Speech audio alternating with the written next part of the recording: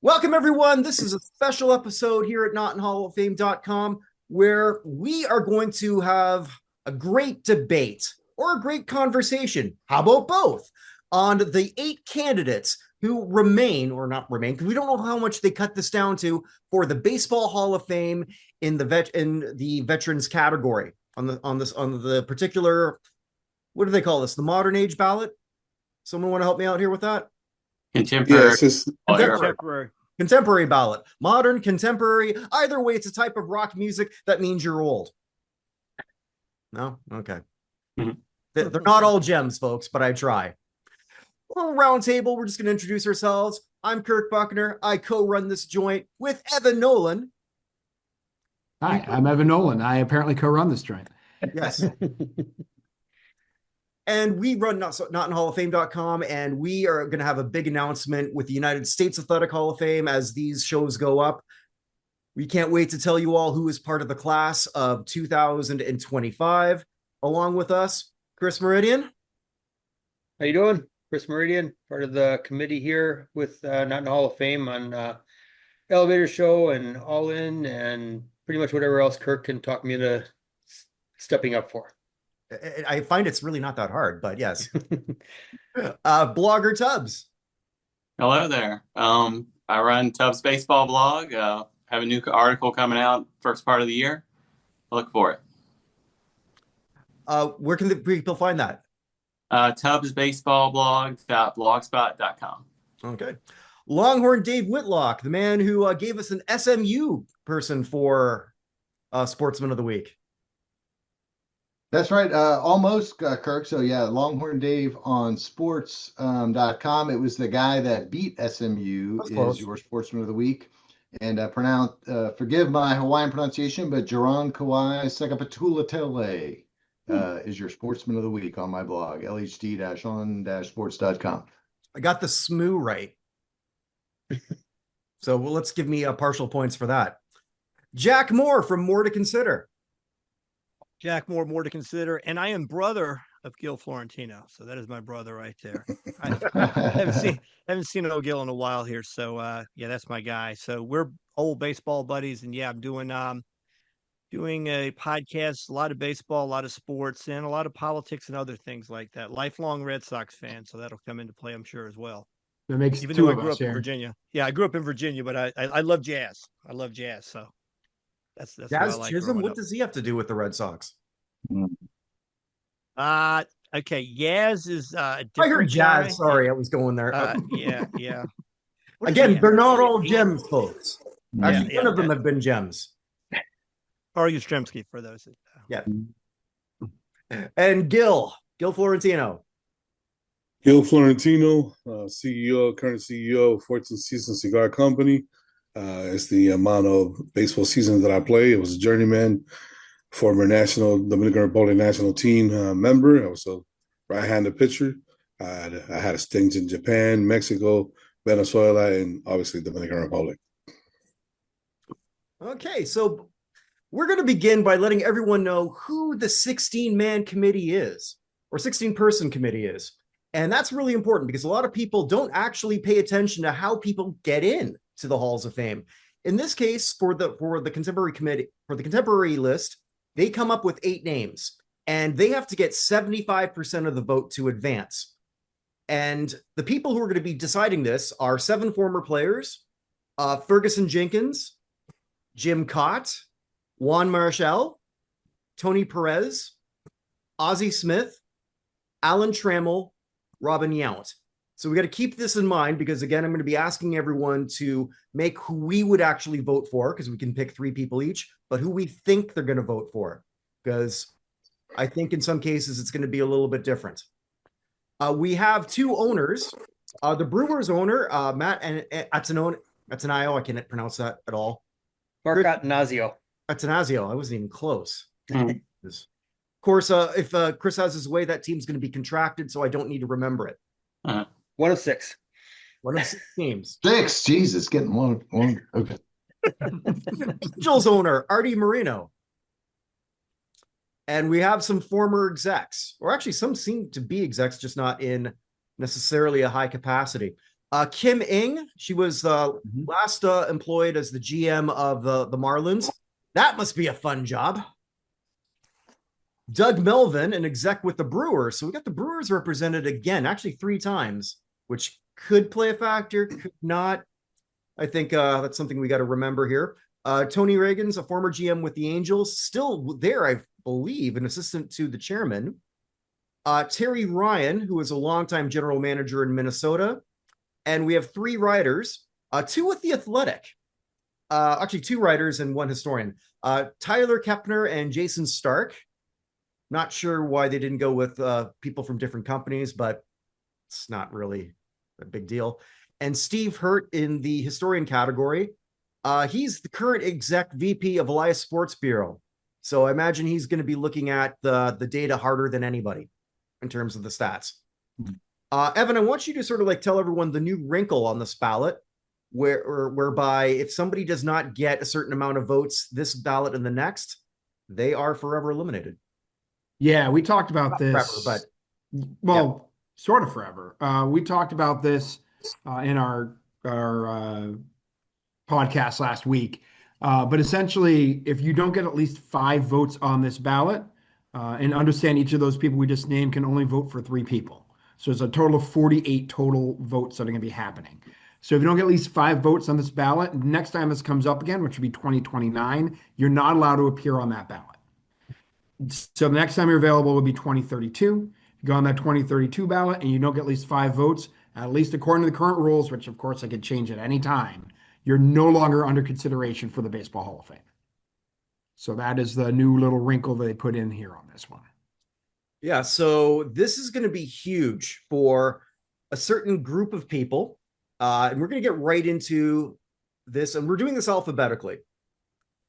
We're going to start off with Barry Bonds. Hold on, just want to make sure I stand up here and stretch a bit. Oh my God. Oh, I thought that might have been an Astros jersey. Not too bad. I don't have one, but I think I've got more Oilers merch than you. I would bet on that. That's nice. Okay. Yeah. And Longhorns too. Yeah.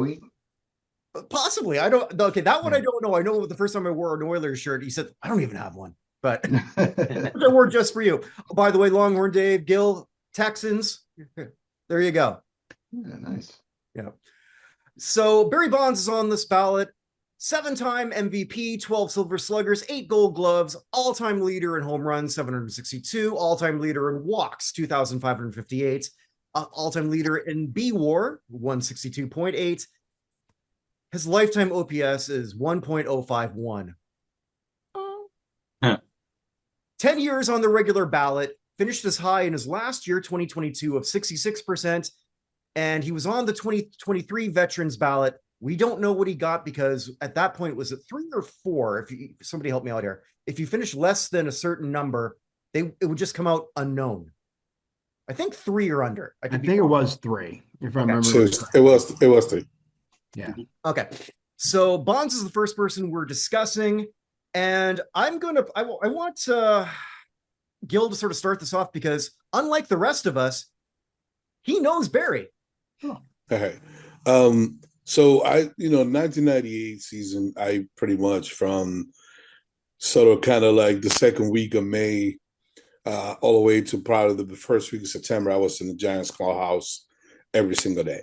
Right before it was open to the media, I trained with the Giants. I used their facilities. They were very kind to me, letting me use their facilities. Obviously I threw a bullpen and throw BP in there for the Giants organization at that particular time. And Barry Bonds was nothing like I seen before. I played against Vladimir Guerrero, senior, was in the same team with David Ortiz. At one point in time, same team with Vladimir Guerrero. Obviously, I'm friends with Albert Pujols. But, Barry Bonds is just different. All I can tell you is that I know a lot of people are going to say, hey, what about the PEDs? And listen, Barry Bonds, before he took PEDs, was a Hall of Famer, bar none. All right. I still think he's the best player ever to play the game as far as a guy who could do it all. For a guy who's almost has 600 stolen bases and 700 plus home runs, that's unheard of for me. I saw him take BPs every day, and everybody stopped in the whole stadium. Even the guys that were getting their concession stands ready, everybody stopped to watch Barry. If I run a choir, I probably won't want Barry Bonds in there, but if I want a baseball team, I probably do want Barry Bonds on my team before I pick anybody else. One other thing, though, that because when we had our one-on-one before, a lot sort of comes out about his character, and you saw a different side of Barry that I think would be nice for the other good people. Yeah, I think that when you and Dan, your players, and you're around people that worked for the organization, he was just different. He was different when the clubhouse opened to the media. He just turned into a different person. I understood the reason why. There's a lot of historical data in there of things that happened to him that we don't need to get into. But at the end of the day, he was just treated different when he was a kid. And when your father is a famous baseball player, you sometimes don't know who your friend is going to be because they like you or your character, or because your father is an all-star and borderline Hall of Famer too, by the way. But Barry was always kind to me. He was the first person to get to the stadium, the first person to leave. I always tell the story that he would live close by the stadium, and he literally would take showers at his house. He would literally take his uniform and go about his business. But I never saw anybody work harder than him. Contrary to popular belief, most people, perhaps at the time, his teammates probably resent the fact that in a lot of ways, Barry was Michael Jordan in there in the clubhouse. He did have a special privilege. He did certain things that other players couldn't do. And as you guys know, when you have a coworker that has things that you don't have, sometimes that can be a jealousy effect. And for lack of a better term, none of them was as good as Barry neither. Did Jordan travel different in baseball? Yes, he has his own bus. Did Michael Jordan have his office in the Chicago Stadium? Yes, he did. You're going to have some people that have resentment, but all the players that came to visit and they wanted to talk hitting with Barry Bonds, he did that. He was engaging to all the players. But at the end of the day, he walked in the room like he was the best player. I'm sorry. If I was that good, I'd probably walk around like that too. All right, floor is open. All right, I'll jump in. Open to anybody, just jump in. Is that what you're saying? Okay. All right. I think there's clearly in the 8 players, there are 2 people. And Kirk, the first time you and I did a show, we talked about what is the purpose? What is the Hall of Fame? What's it supposed to be? And I thought about that quote from Potter Stewart in the United States Supreme Court when they were trying to define obscenity or pornography. It was like, you know it when you see it. Nobody in the history of baseball is a bigger Hall of Famer as a talent than Barry Bonds. It's not even close. I mean, he's that guy. And I think Roger Clemens is in that conversation. So when I don't spoil the ending type of thing, but I think everybody's going to be in agreement. There's no question they're Hall of Famers. The question is, how much are they going to have to overcome because of this other history? But when it comes, and I totally agree with Gill, when you look at the front end of his career before the questions may have come up about PEDs, and it was a different body, it was a different size head, feet, the whole 9 yards. He was a different guy. But that guy that started off in Pittsburgh was just as much a Hall of Famer. So I think 10, 12 years into his career, he was clearly a Hall of Famer, as I think Clemens was as well. But there's going to be that question. The rest of them, it's a pretty good discussion. But anyone that could look at his career, just as Pete Rose, I mean, you look at these careers, there are certain guys that are out for the reasons they're out for, but we all know that they're Hall of Famers. And I do think as a fan, everyone sort of knows. I think everyone goes to, did that guy feel like a Hall of Famer? When you saw that guy play, did he seem like a Hall of Famer? And sometimes guys had on the front end of their careers, Hall of Fame careers. Gill and I've had this discussion a lot. Gill had this time around Barry Bonds. The greatest player I ever saw in person, without question, had it not been for his career derailed, I never saw a player like Josh Hamilton, ever. I never saw anyone that looked like an 18-year-old in the backyard playing with 10-year-olds. That Major League Baseball at that level, he was that good. But we'll never know the rest of the story because we know that story. We know what happened with him. But he was a Hall of Fame athlete. He was a Hall of Fame baseball player, talent-wise, but he didn't get to that end. But I do think that's always a part of the discussion. Does it feel like this guy was a Hall of Famer? Was he an elite talent? Bonds and Clemens, without question. Yeah, and I wanted to, I wanted to kind of piggyback on this. He's what my issue is with the Hall of Fame. Okay, it's plain and simple. Okay, you can't have it both ways. We know, and I know for a fact, there are some players who already you voted in the Hall of Fame with no problem, no asterisks, or nothing. You really let them in, and there was some that were suspicious. They never tested positive, but just by guilt by association. If you're going to do that, why not have the elite of the elite? I agree with you, Bonds and Clemens, hands down. I think it's merge Bonds and Clemens as a discussion, but I don't. Sure. So yeah, but I just again, you let Bud Selig. Yeah. Okay. Let's hear me out for a second. You let an owner and a commissioner that pretty much turn his look the other way. I'm not going to do that, right? You let him in. I mean, at this point in time, like I said, you already know. I know for a fact. I was in Clubhouse. There's some of the guys too that were goody two shoes. All right, that the U.S. government banned the list and sealed the list. Still 179 names that were listed that they in 2003 tested positive. That would never reveal. Why would the U.S. government seal that list? The reason why is, and you guys more than welcome to chime in on this, you would never cover the names of the last men in the bench. You will only cover the name in the game. And in that original list, Roger Clemens was that before he had a legal issue and his name was revealed. So coming off of that same thing, and I always remember that when it came to steroids, FP Santangelo was one of the names we found out, and huge home run hitter, FP Santangelo. But going back to something you said, and this is something that Kirk and I have said multiple times. I haven't said it before most of you guys, so I'll say it here. The moment that Bud Selig and Bobby Cox and Tony La Russa and Joe Torre entered the Hall of Fame was the day that the steroid argument pre the steroid testing had to go away, in my opinion. Kirk and I, I'm speaking for you, Kirk, here, but Kirk and I have no problem with the dividing line between A-Rod and Manny Ramirez. I'm a huge Red Sox fan too, right? Manny Ramirez tested positive 3 times after the drug testing thing was in place, right? I'm old enough to remember in 1998 when we had the home run chase with Sammy Sosa and Mark McGwire, where Tony La Russa was Mark McGwire's manager, that when the Andro was sitting on the top of McGwire's locker, and I can't remember the name of the reporter who asked a question about it, but what was the reaction to the rest of the media? They excoriated the guy who asked a question about the Andro, right? So this was something that was open, well-known, and covered for not just by Selig, but a whole bunch of guys who have won the reporting awards were fully aware of it as well.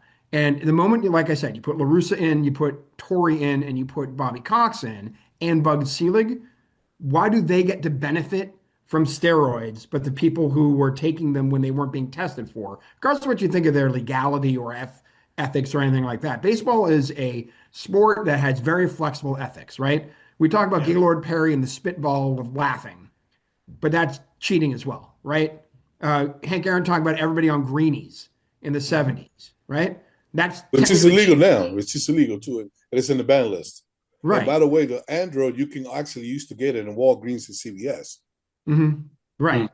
So, like I said, for when it comes to Bonds and Clemens, I have absolutely no issue with them getting in. I think we talk I'm wearing the Patriots thing here, right? But you talk about Tom Brady. They're like, who's better, Brady or Montana? If you take the first half of Brady's career and the second half of Brady's career, they're both technically better than Montana, right? Do the same thing with Bonds. You have Bonds' first half of his career where he wasn't on steroids, was getting, what's the word I want to use? Annoyed with the amount of coverage that people who were cheating were getting. So he's like, heck, I'm going to do it too. I mean, I'm putting thoughts in the brain here, right? And then the second half of his career where he, took off as the all-time not only home runs leader, but walks and intentional walks leader. He's the only person I've ever seen intentionally walked with the bases loaded, right? They'd rather give up 1 run than have him swing a bat. Mm-hmm. So that player to me and Roger Clemens are the 2 players of the highest WAR, whatever you want to think of WAR, who are not in the Hall of Fame. Third, by the way, is Alex Rodriguez, and I've already talked about how I have no problem with A-Rod not getting in. But Bonds and Clemens, in my opinion, have to be in the Hall of Fame, and it's actually hypocritical of the league, of the Hall, not to have them in based on the other decisions that they've made. Do we have a discerning opinion on this? A dissenting, you mean? Dissenting. Yes, no, you guys make compelling arguments, and I was a huge Barry Bonds fan in the classic era, up to and including when it kind of became obvious he was more, juicing as much as anybody. And yes, all the arguments you said are true. He was clearly a Hall of Famer before him and Clemens. I'll just lump them together. Him and Clemens clearly before Clemens, Astros guy, Longhorn. I just have a problem with the way, I think the biggest problem that the media had now, and people say, well, the effing media didn't vote him in. 66% were voting these guys. It's a 33% minority that weren't. So let's just remember that. It's not like it was some sort of shun. I think the media is going to be more friendly than the other players. I think probably for PR reasons. I think the people you named aren't going to don't have their name stamped next to, I'm the one that put him in. That's a different discussion. Totally agree. I despise Bud Selig. I think that's a joke that he's in the Hall of Fame. I can't do anything about that. The managers probably, to borrow you guys' arguments, probably were Hall of Fame managers without those guys, without that. So I'll contradict a little bit there. But I think the biggest problem is that the records that they set, they really stamped upon hallowed ground with 7 Cy Youngs, 300 a bazillion wins, a ton of them after age 38. That really just rubs people the wrong way. And I'm willing to leave them out of these halls that are behind me. You go to the Hall of Fame, you go to the upstairs, you'll see videos of Barry Bonds, you'll see the balls, the hats, the helmets, the records, all that stuff. But I think there's a little bit of an asterisk that I'm going to keep them out. And I'm in the minority. I get it. I'm the 33%. And you guys make compelling arguments. I'm not even arguing that you guys said anything that's not true, but I'm going to at least put that out there. These are some of the reasons that I think that people just rub the wrong way by it. Same reason, McGuire Sosa, the 98 thing, Evan, that you mentioned, that was particularly brutal. And that was really a turning point, I think, when he's watching these guys get all the praise. And he's like, I know I'm way freaking better than these guys. And they're getting this praise and being hallowed. This sucks. There's a decision that was made. Lots of the other players made decisions, and Roger seemingly made the same decisions too. So that's where I'm going to leave it. And this is a player again who is the best player on his team that re-signed Andy Van Slyke and didn't go after him because they'd rather have Van Slyke, or who knows. But exactly, there was a lot of built up frustration with the way he was treated by the league coming into this, and yeah, it was just probably more logs on the fire. So. Tubbs and Chris, any comments on these 2 individuals? I will say that the Hall of Fame kind of obviously doesn't want them in. And I think you'll see their vote totals this time are probably going to be where they don't even make 25, 30 some percent or whatever. The 10-year rule on the bBWA, when they switched from 15 years to 10 years, was mostly designed to keep them out. And they ran out of time. Had they had 15 years, you probably would have had enough of the voting body switch over that they probably would have gotten the 75%. And really their best shot now is to somehow convince some owner to put them on a roster and let them play 1 game and reset their eligibility. But baseball would probably block it and say it's not in the best interest of baseball, like they did with Manny Minoso back in 1990 when he tried to play in like another decade. In however many decades, I think it was like his 6th decade or something like that. And he was in his 50s or 60s, he's in his 60s. So baseball would probably step in. But baseball, the Hall of Fame, they do not want them in. And they're probably not going to get in. Yeah, it's going to bring up all those bad memories. That, it's going to pull them back into a place they want to get past. So I agree with you. Does banana ball count if they do that? I know. Jackie Bradley Jr. just signed. Clemens played in banana ball a couple years ago, yeah. So I guess not. But yeah, to your point, Tubbs, I think that's exactly why they're setting this new rule for the veterans one. I totally. I mean, but we also have to decide, right? So do we say this is a museum of a history of a game, or this is just a club? You got to decide also what that is, because you cannot make you can't take George Washington out of American history. You can take Abraham Lincoln out of American history, right? So if you're going to tell a history of a game, and you're going to leave a guy who won 7 Cy Young, the guy that has the most home runs, the guy that has the most hits, the guy that has the most run scores, the guy that has more intentional walk. What do you have? I mean, some of the guys have been getting in lately. I mean, has anybody looked at Barry Larkin's numbers?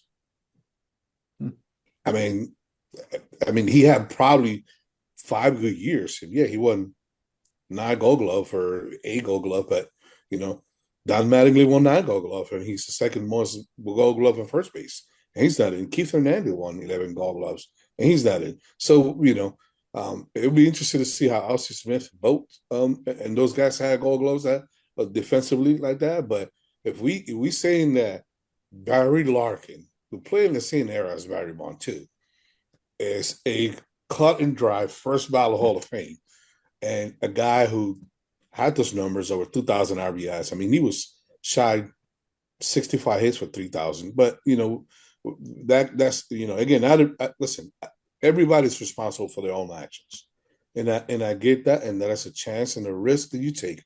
But my only issue with that is that you already let all these guys in that you suspected that they had it on, and some that a lot of people have knowledge of it. They probably don't want to get sued. They don't want to say the names. There's some people that you might be shocked and surprised that they didn't hit home runs, that they're in the Hall of Fame. They were hanging out and working out with some people that were that used PD. So and again, some of the guys that got in, they play in the 60s and the 70s. They were using stuff that are completely banned since 2004. Yeah. Mm-hmm. Should we wrap this one and go to the next one, or is there something I want to say real quick to Evan's point too? Those of us that have coached, anybody that's coached anything, one of those balances you have to strike is where you draw certain lines, and it's like you draw a line, and then damn, your biggest superstar screws up. Then when he screws up, like, okay, if I move the line a little bit, then you got half the bench over there saying, well, you treated Jimmy the superstar a different way. And I say that to say this point. To that point of Major League Baseball is coming out of a strike in 94 where they literally shut down the World Series. And the thing that made it sexy again was the chase. And McGwire and Sosa, and whether half the guys in the league knew what was going on, it brought baseball back. That and Ripken, chasing the Garrick record. So then it became kind of sexy again. And I absolutely think Bonds looked at him like, oh, really? McGwire, you can hit 70. Watch what I do, and then he hit 73. So I think a lot of this is going on. And now they've painted themselves into a corner, right where Gill and I have had this conversation as long as we've known each other. What is it? Is it based upon the performance of the players, or is it a good boys club? Because this is where it gets murky. And I think there's a lot of really bad character people that have been some of the greatest baseball players in the history of the game.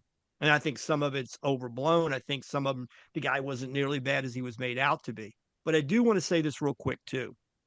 I just looked up the ages. I saw Marichal. I'm like, holy cow. Like, he played with a friend of mine at the end of his career that's 76. So Lavelle, a good friend of mine, was at the end of Marichal's career. He's 88. Jim Cott, who I've always loved, he's 87. And Tony Perez is 83. I just looked up. I don't know how those 80-plus guys are going to see this, because I do think there's not only are the guys, and then you look at Robin Yount and Trammell, who seem to be those kind of clean-cut guys that did it right. So that's from that era, or slightly maybe ahead of these guys. But what about the old school guys? Are they going to look at it like, we didn't cheat like that? Although you've made guys have made reference to the cutting the ball, the loading it up. The year Norm Cash hits 361 and he's drilling his bat out, he's corking his bat. And then all that comes out 25 years later. Sports Illustrated runs an article, the best year of his major league career. He corks the bat all year.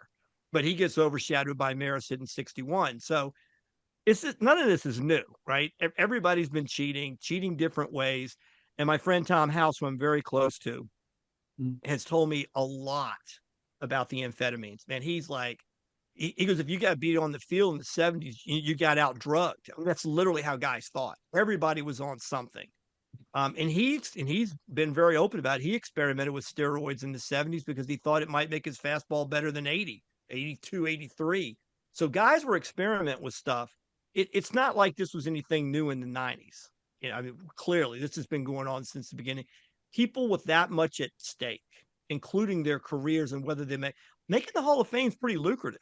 I mean, you know, you guys know this. Once you make it, you're writing HOF on everything the rest of your life. You got another whole market to make money the rest of your life. So there's a lot at stake. But again, trying to make that point, I think that they've painted themselves into a corner of are naughty boys going to get in? You let some naughty boys in, or you let all the naughty boys in. There's some naughty boys that are liked more than others. And I think that's the whole problem. But I'm with Gill. If you're going to go straight up, performance on the field, however much it's been enhanced or whatever, there's just certain guys that are Hall of Famers. They're just better than everybody else. So, hey, you know, somebody mentioned my good buddy FP Santangelo. Shout out FP. Mm-hmm. I'm gonna call you. Yeah. You know, there was Alex Sanchez. There was guys like that. There was a lot of people using the steroids, and I don't mean I'm not trying to, you know, condone that type of behavior because, you know, I wish I would have known what I know now. But you know, but I probably made $100 million. But you know, at the end of the day, we saying this, all these people were using it, and this particular guys were cut above everybody else, and it was not even close. But you know, again, those are decisions that you know, I certainly understand with somebody saying, hey, you know what, you did this, you did X, and you know, it's a chance that you take in not being in the Hall of Fame. But as far as I'm concerned, I mean, Barry Bonds should be in. Canseco too. I got to say this real quick. Think about where Canseco is in all of this, right? Because he was not a liked guy so much. And then when he comes out and he starts naming names, people are like, blasphemy. Don't talk about these people. Well, son of a gun. He was right. I mean, he was pretty right. Well, Jack, the reason why he did that is because he was actually blackballed by the league. No, that's right? That's what I'm saying. He was not allowed. He was not allowed to finish his career. That's exactly my point. Canseco was a hell. I mean, people forget this. He's that 40-40 guy when it was crazy. I mean, he was an amazing player. And then he began to break down whatever the hell he went through. But, you know, I never had a real problem with Canseco. I mean, but he wasn't liked. So when he started to wear all this, you know, he's blown up. He's 250 pounds. I saw him live when he was with the Rangers. I'm like, holy shit, that's a large guy. So he's that guy. And he's like, oh yeah, I was sticking McGuire with the, you know, with the needle when we were in Oakland together. Like, oh, I know everything. And then when he started naming names, remember all the blowback, but turned out he was right about everything. So that's part of what I'm saying. Canseco was one of those not like kids. Everybody else was a beautiful guy. And he said, well, where do you see the truth? And that's not to defend Canseco one way or the other, but that's part of this whole mess. Is that some guy said, you know, and then Palmeiro, like, I'll tell you right now before Congress, I never touched it. Oh, well, okay, that came out too, didn't it? So there's just all these guys that they're like guys and they're unlike guys or dislike guys. When the dislike guys say something, and you know, I still think A-Rod's one of the greatest physical talents. Absolutely. Nobody was any better than A-Rod ever in the history of the game. I wish he could have stayed around and get to 4 more home runs, get to 700, right? Because I think that was kind of tragic. But he dig some of that stuff himself. He dig his own grave, yeah. But I mean, A-Rod was a player. A-Rod was a great, great player. We need to encourage our student athletes to pursue them. Okay, so let's move on to again alphabetically, Carlos Delgado. Stat-wise, we've got a very strong candidate. 473 home runs, 1,512 RBIs. A Clemente Award winner, and I think some people bring that up a lot, or they don't. If we're bringing up character, when you win the Clemente, that's a big indicator of that. But only 2 All-Stars, only 3 Silver Sluggers. That's not a shot at him. That's a testament to the position he played. Dave, Chris, and I, we did a show where we already looked at a lot of these. And I mentioned on that show that he was a one and done on the ballot. On 2015, he only finished 3.8%, finishing 23rd. He didn't have a shot in hell. 13 players on that ballot made the Hall of Fame. Plus, on that same ballot existed Curt Schilling, the aforementioned Bonds and Clemens, Jeff Kent, who we're going to talk about, Gary Sheffield, who we're going to talk about, Don Mattingly, who we're going to talk about, Mark McGuire, who we just talked about, and Sammy Sosa, who we just talked about. How the hell was Delgado going to get past that first ballot? He wasn't. I mean, again, we're talking about the same thing. I mean, there's people are saying, hey, he played around this era, he hit this many home runs. But again, I go back to, was he an elite player at the position at the time when he played? He made 2 All-Star. You mentioned that, right? Yeah. He had 9 seasons with 30 home runs, 7 seasons with over 100 RBIs, but he was never considered an elite player.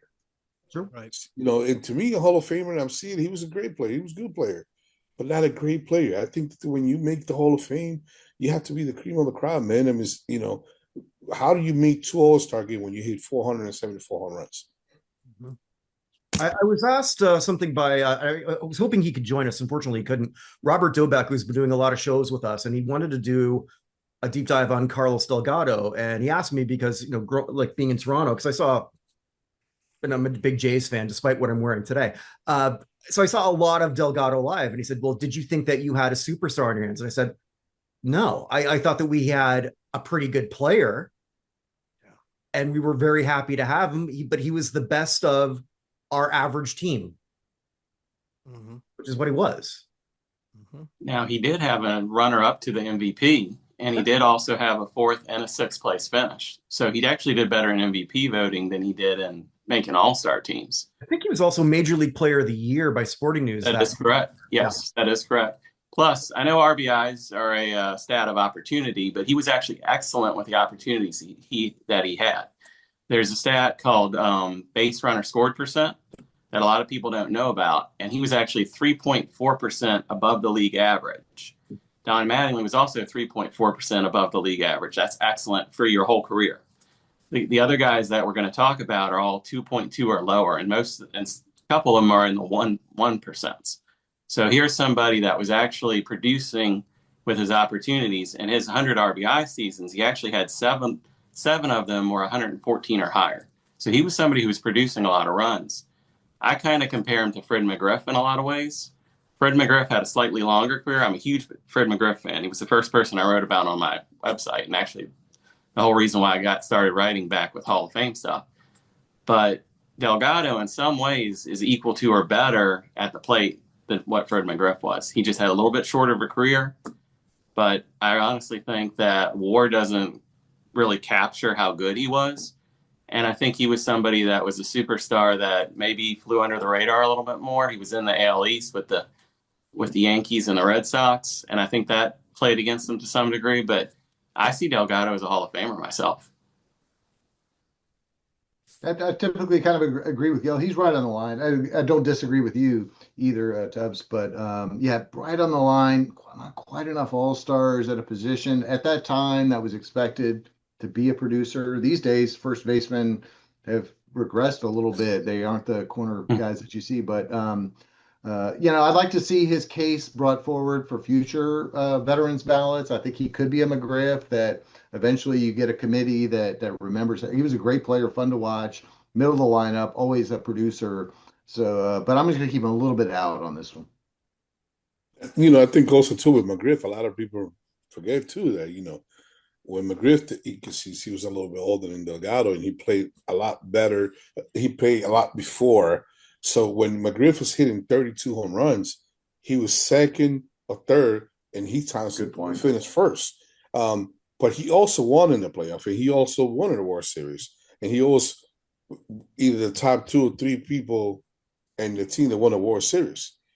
The Atlanta Braves of the 90s, he was a big component of that. So, there was an elite team, right? So he was a clean-up guy in an elite team.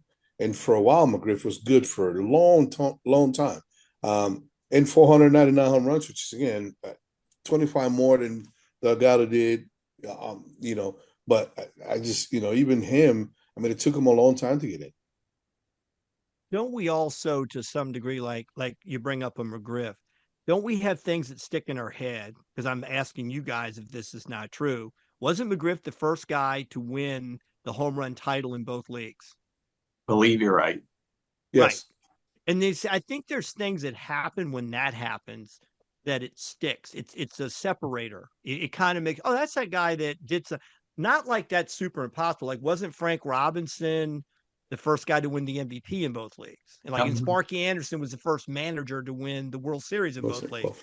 So, you know, they're guys that do things, but I think once you get that on the street, it's kind of like, oh, okay, that's that guy that did X, or that, you know, 40-40, whatever something is. I think it kind of sticks in your head, because I think if we're honest, there, again, a certain degree of, I know it when I see it. I think we are influenced by things we hear, and then it kind of sticks with us like, oh yeah, that guy's special because of something he did. That, you know, if McGriff had stayed in the other league and just stayed in the league, he probably would have, you know, stayed in the American League. He probably would have won another home run title or something again. Then he just would have been a guy that did it more than once in the American League. If everybody kind of, you know, following, it's like it puts your name on the street because it's some oddity. It's still a huge accomplishment, but I think that's where he might have, because I think Delgado may have been, according, I mean, this already been mentioned, he's in a tough league. I mean, New York, Boston, even Baltimore at times has been, you know, well, you know that. I mean, you know the history. The Orioles, like, that's a pretty good history. So when you're in that East, and Toronto had great teams at different points, but it was a tough division and a tough league to be in to get into the All-Star game. I mean, that's another thing about the All-Star game every year. There were guys that we all know that were 33, 34, 35 still making it. Maybe they shouldn't have been anymore, but they got it every year because of who they were from the 10 years prior. So I do think All-Star games say something, but, you know, whether it's writers or players or other players, all of those All-Star games and things like that, it is a popularity contest. It really is. We all know that. And it's only halfway through the season. You know, we're picking in the first half to make an All-Star, and some guys have phenomenal second halves of the season. And, you know, there's no other All-Star game in September. So they might miss out on some of their greatest seasons.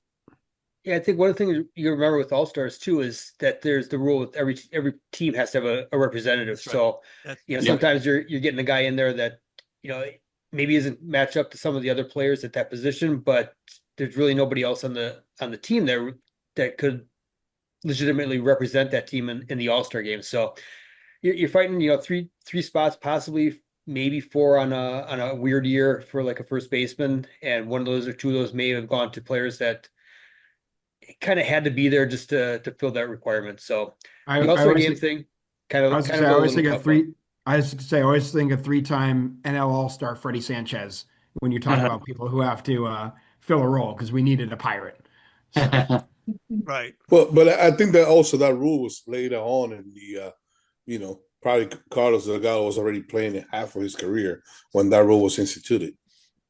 Which I think it was instituted by Bud Selig too. I think it became a bigger problem with the expansion though, when you start adding 5-6 teams to there. When you have 24 teams, a little bit easier to find enough. We get it. You want to contract. That's right.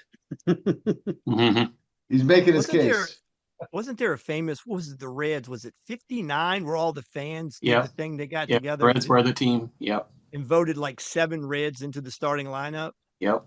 Was it 59? Was that the I don't know if it was 59, but it was definitely the Reds. I thought it was the big Red Machine. Or at least I know the Red Machine had it. Was in the 50s.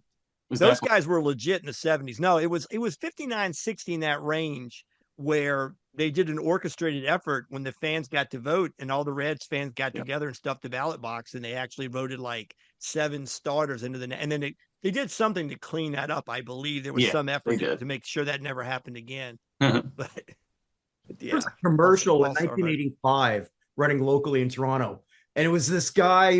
The bit was, he was a concession guy. You know, we're playing some really good ball, but people don't know we're up here. So you got to like make sure you're voting every time you're. I think they had the ballots too, not even at the stadium, but at like the Canadian versions of 7-Eleven at the time. I don't know what that is in metric, but. All right, so everybody, is Carlo in or not? Well, I mean, I think later, but. I guess we're sort of done talking about Delgado. That was, I thought that was a really good discussion that we had. So Gill, I'm wondering if you know this gentleman, I guess, because I think he was there at that point. So we're looking at second baseman Jeff Kent, also a league MVP, 5 All-Stars, 4 Silver Sluggers, 377 home runs, 1,518 RBIs. Phenomenal numbers for a second baseman. 10 years on the ballot, peaked at the end with 46.5%. This is his first shot at the senior ballot. I mean, we say by position, I mean, he's top 3 in every category as second baseman, other than just hits, right? So he has the most home runs by a second baseman, has second the most RBIs by a second baseman, was an MVP, got MVP votes in, I believe, 3 or 4 different seasons. Mm-hmm. Do I think he was a Hall of Fame when I saw him?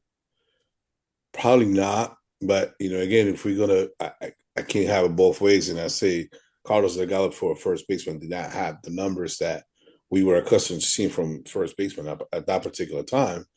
I can't be hypocritical and say, Kent as the second baseman. I say as the second baseman, he has to.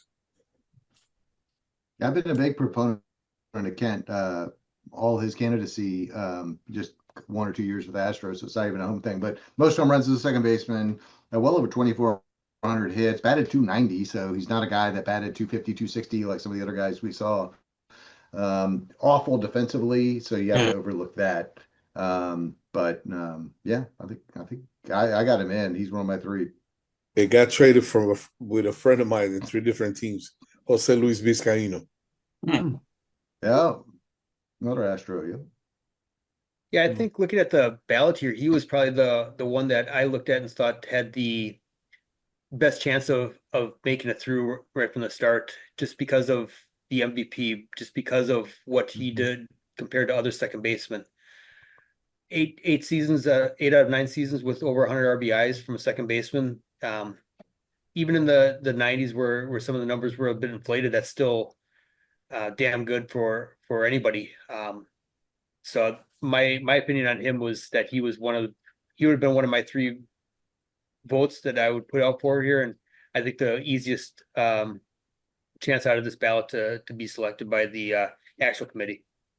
I agree with you on that, because there's a pattern that's been going on with the guys that lasted the whole 10 or 15 years on the bWAR ballot, that if they reached a certain percent, like Jack Morris reached 67%, Alan Trammell reached 41, Lee Smith reached a little over 50, and Ken, he was, I think, like 46.5 at the end of his. Yeah. Those 3 guys, they all got in on their first try with the Veterans Committee, and I think Kent will probably continue that pattern. I see him getting in either with exactly 75% or 1 vote over that. My personal opinion is he's a little past the line for me. I would put him in. Yeah. So I feel like one of the problems Jeff Kent has is he's kind of a jerk.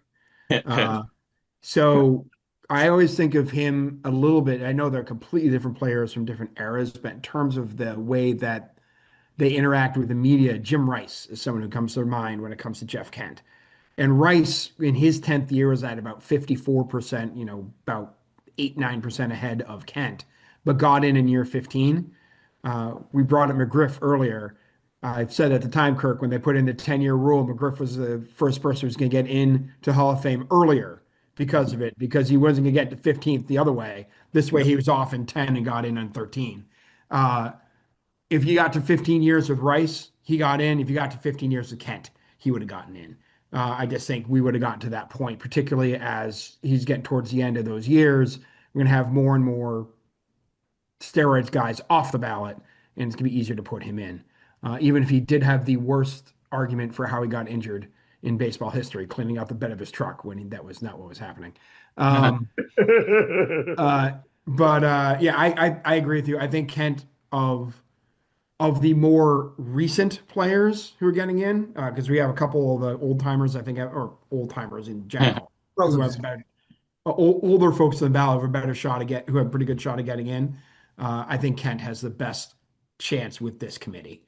Okay. All right, so that leaves us. Is there any more comments on that before we get to the next one? He would also be the first person ever on Survivor to get into the Baseball Hall of Fame. John Rocker, you're saying he's got no chance? Did Joey Jimmy Johnson on the NFL Hall of Fame Survivor? Yeah, that's true. I'm saying Baseball Hall of Fame. So right.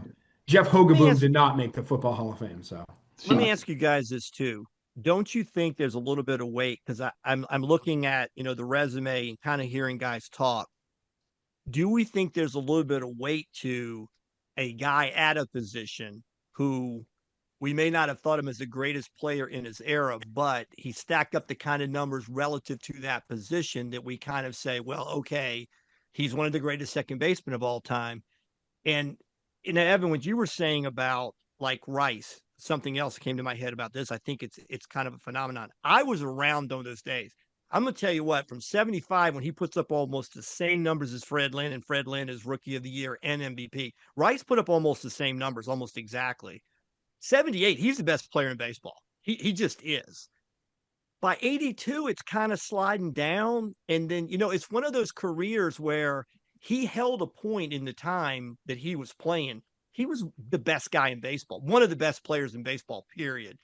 He didn't sustain it, but that kind of thing happens too, where a guy is really, really great at whatever position.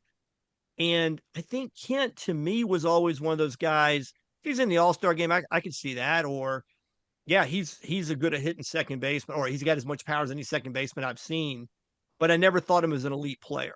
I guess that's the point I'm making. So is some of that weight to, well, he's a hell of a second baseman when you look at now Rogers Hornsby had great numbers for a second baseman, you know, like in the top 5 guys. That's how, you know, back in the days too, that, you know, you understood when we were young little kids, right? You understood that your shortstop only is a defensive player, don't hit that much. That's right. You were taught that the catchers, you know, you have some anomaly and Bench and Yogi Berra and Terman Munson, that those guys can hit. But you were taught, hey, you know, the catcher is going to call the game. He's going to manage the pitcher. He's not supposed to hit that good. Mm-hmm. So your big bats are your third baseman, your first baseman, no doubt, and your right fielder. That's how you. But Mark Belanger wore out Nolan Ryan, though. You remember that? Yeah. So that's, I mean, you know, I understand what you're saying. Jeff Kent was never a guy who's jumped out of the screen, but he was consistent, man. That if you look at his career, at 25, 90 RBI for a second baseman while batting 300, 295, that's something to be said about that. Does he get in the same way as he was a left fielder? No. That's all I'm saying. No. Yeah, that's all I'm saying. I'll tell you why. He has better numbers than Barry Larkin. Are you back on that? All right. So Bill, that's better number than Barry Larkin. No. I'm with you. Pretty popular player, though, right? All right, let's go to the Bronx. Someone who just missed out on finally being a World Series champion. Man, always a bridesmaid. First baseman Don Mattingly, another gentleman with an MVP, 6 All-Stars, 3 Silver Sluggers, 6 Gold Gloves, one hell of a hitter, lifetime batting average of 307. We all sort of know what happened to him. I think it was back. It was his back. It was his back. He's back. Yeah. 15 years on the ballot, finished as high as 28.2 in 2001. Fell. He was the exact opposite of a lot. So just the victim of just more loaded ballots coming on. His last year on the ballot was 9.1. Yeah. That doesn't happen too often. I think Tubbs, you research this a little bit more than most. That's yeah. I mean, he was a victim of the ballot being crowded, definitely. And I think when you looked at his stats, his lifetime stats, while they're impressive, they don't quite match up to what the guys were putting up in the later half of the 90s and the 2000s. So especially at first base. So that hurt him a lot. But he's an interesting candidate because he's also a great fielding first baseman.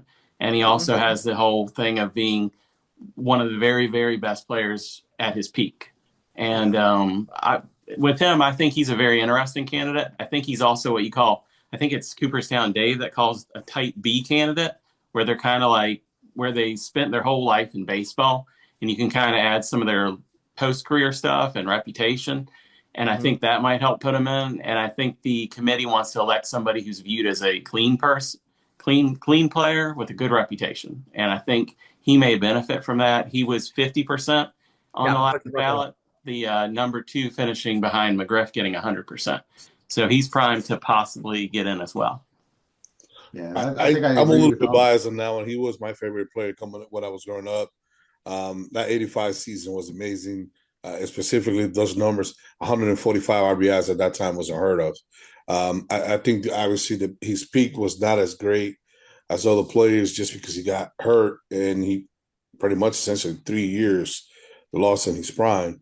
But it's painful to say. I know he won an Gold Glove, but I would not put him in either. Wow. That's a tough vote, Gill. I was on the fence with him when he was on the ballot. I've gotten more sympathy. I like the type B analogy that you made. Yeah, he is a good baseball guy. You know, you look at I'm imagining Kim Ng overlap with him and the Marlins, or at least maybe been affected by that. Then you've got people like Trammell and Yount that I think would have the utmost respect for him, plus the 50%. So regardless of my opinion, I think he's probably right there with Kent and going to get in. But that peak was so good. And as a kid who grew up in the 80s, I mean, you want to get a Don Mattingly baseball card. That was like a peak thing. Like, he was just elite. He played for, you know, unfortunately, he was between eras of the postseason. But talk about Hall of Famers, talk about baseball guys. I have no problem looking at a Don Mattingly plaque down in the plaque gallery. I just want to real quick thing, just from my 80s memories, tagging in with what you just said, Dave. I'm going to ask this to all of you. If they did an all-decade team, which I think they should, I don't know, maybe a certain site should come up with that retroactively. I wonder what site that. But I would have had Don Mattingly as the all-decade first baseman. If I'm wrong, after Glenn Davis, the great Houston Astro of my uniform. Okay, just kidding. You're right. Yeah. No, this kind of gets back to what I was saying about Rice. And look, I dearly love David Wright because I watched David Wright grow up. David was a 7-time All-Star. And then when the light switch went off, when he was 29 years old, I was like, my boy David, who grew up here in Virginia, he's going to be a Hall of Famer. I really thought that because, you know, he was the starting third baseman year after year. But when the light switch went off and the career ended, I don't think he had enough cumulative damage to, you know, to probably be there. I think he's second all time for the. I know I'm going off the board here, but this is what happens when guys' careers kind of get cut short. I will say this: if there's a sniff test again about living in an era and saying that guy's one of the best players in baseball, that was Don Mattingly. I don't. If you lived in the 80s, I'm a Red Sox fan. I love Don Mattingly. They put him at third when they needed, you know, more punch and put another guy at first. He would have played third and turned double plays. He was one of the best fielding first basemen of his era. I just looked 307 lifetime, but he's out of baseball at 34. But I'm sorry for that period of time that he played in the 80s. And Kirk, I'm absolutely with you. If I'm thinking 80s, he's my first baseman. He was a Hall of Fame player. Maybe not enough longevity. That's a different argument. But when we think of that sniff test of a guy who's a Hall of Famer, he was it. And he was great for the game, too. Everybody loved him. Yeah. Sorry. So question for you guys who are a little older than me. So what's the real difference in your opinion between Mattingly with the argument you made and say Steve Garvey, who's another first baseman, incredibly popular, high peak, shorter career? I don't think Garvey was popular. Mattingly never sort of like talked about his great marriage and cheated on his wife often. I don't think Garvey was popular. That's just exactly. I don't think he. You don't think popular. Garvey was popular? I have a bad view of it. Okay. No. It's not a wrong view. He was super popular where he was popular, but he wasn't popular everywhere. Like I know, again, as a Red Sox fan, and Gil, I think you'll back me up on this. I think I've already heard the backing. Nobody hated Don Mattingly. Like you respected the hell out of Don Mattingly. No, he hustled. He was different. He would talk to your pitchers. He would come to the mound. He was getting the guys in there. He was just different, man. I mean, he had 4 or 5 years that were incredible.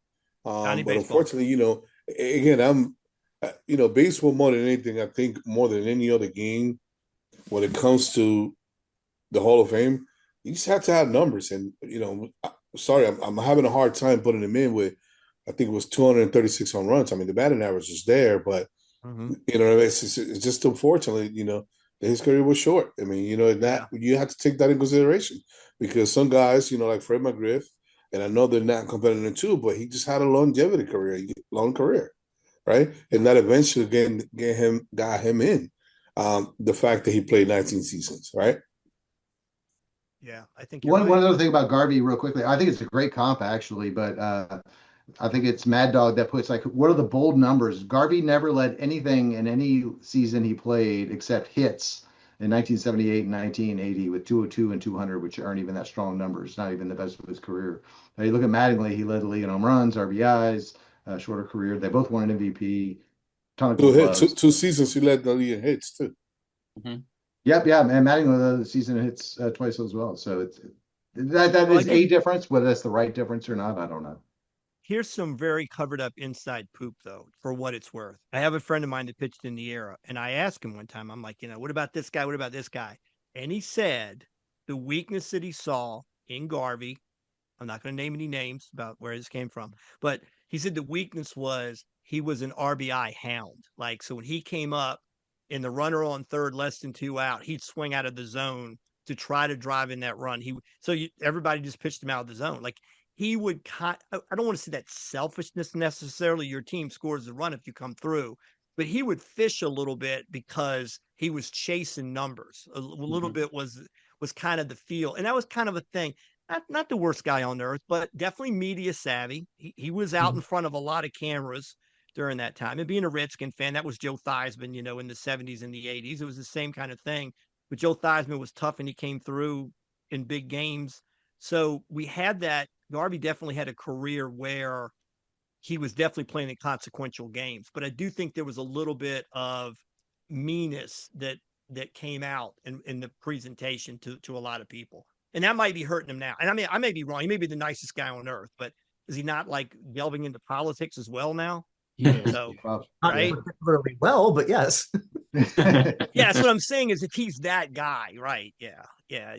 I think there was a little bit of that. He was kind of a Mr. America or Captain America until he wasn't, until some things came out that didn't make him look so good. So I think that does hurt him. I do. And back to Mattingly again. That's not Mattingly. I think everybody in baseball loves Mattingly for being that guy that played the game correctly. If you're looking at a role model to play the game right, he was it. He was definitely it. Yeah. Listening to all this, I don't think, given Bonds and Clemens are here, I don't think I could find Mattingly as one of my 3 guys. That said, I'm not going to be shocked. I'd actually be more surprised if Mattingly doesn't get in than does. And like you said, Dave, if I go to Cooperstown and see Don Mattingly, again, as a Red Sox fan, I'm not going to be like, oh, what the heck's Don Mattingly doing here? Yeah. He's not going to be the greatest player in the Hall of Fame. If you do the Hall of Fame pyramid, he's not going to be in the base. But there are a lot of people in that base. That's why it's the biggest part. Okay. So we've talked about some people with questionable character. No question here. This guy is loved.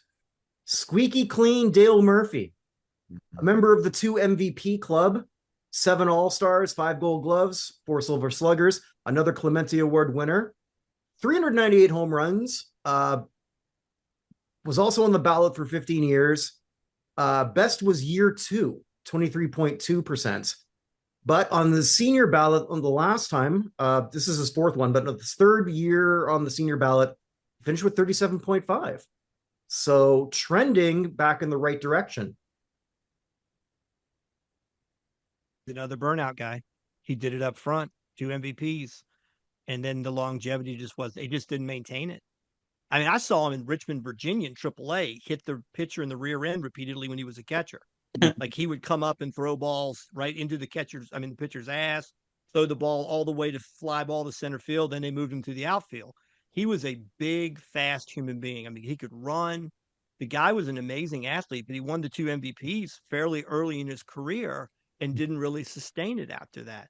I love him. I'm all for him because I think he's, like I say, he's a wonderful guy, great teammate and all the rest. He's highly respected.